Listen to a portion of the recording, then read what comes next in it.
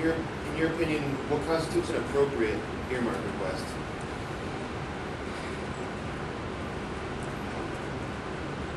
I'm tempted to say that appropriate earmark request would be anything that falls within the scope of the Constitution. However, given as of late, just everything that's been going on, I don't think there's an appropriate request.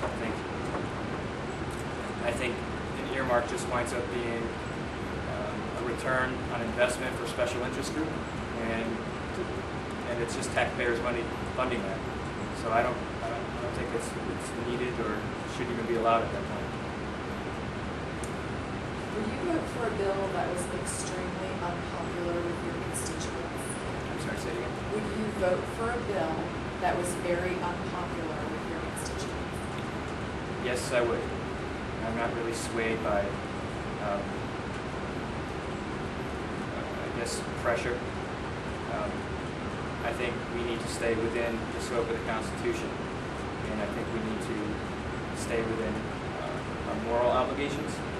And if that means that it will be unpopular, then that means it will be unpopular. I think most of what we're discussing today would be unpopular among constituents, but yeah.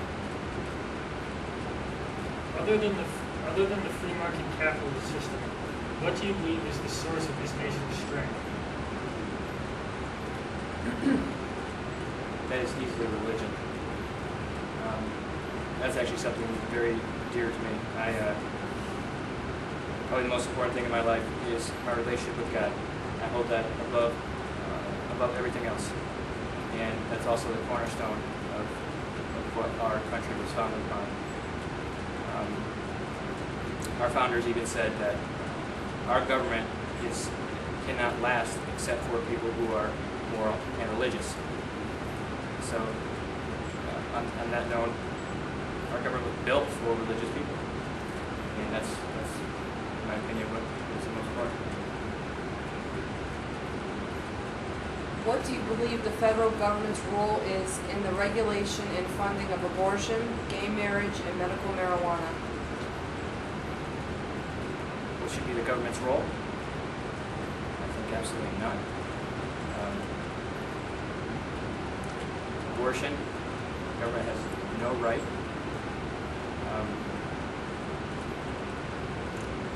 This stems back to the last question, I guess, being religion.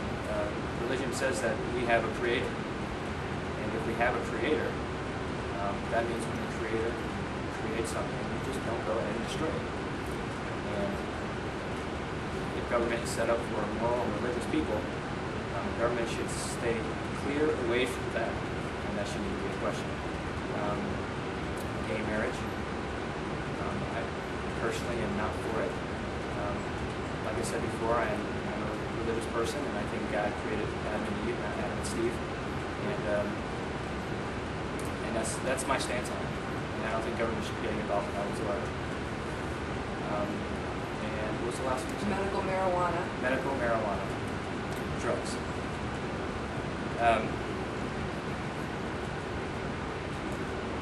Drugs are illegal, I think, for a specific purpose. It causes a lot of problems. It creates crime. So to make it legal is going to inevitably do more harm than good. That's not the answer to a problem that would be. But I wouldn't see making that. The government shouldn't be involved in that at all, basically. Will you strongly and publicly support the promotion of traditional family values, and how would you go about it? Yes. By being an example. Traditional family values. I grew up in a single family home. Absent of a father for many years. My mother did eventually get remarried, and I was fortunate enough to have an awesome stepfather that raised me up through my teenage years. But being in a home that was absent of a father, we lacked certain aspects and certain education and having a father figure in the home. And that's a big problem in our country today, is that we have fathers that just refuse to be fathers. And it's not all over the board, but there is, comparatively speaking to 30, 40 years ago, it's an enormous amount. And in a way, it's kind of created an immoral atmosphere for for our country that's heading down this kind of immoral path. And I think being an advocate for it is, and being a representative for it is important. I do have a base to go on. I have also had an unfortunate experience of having lived under the opposing force.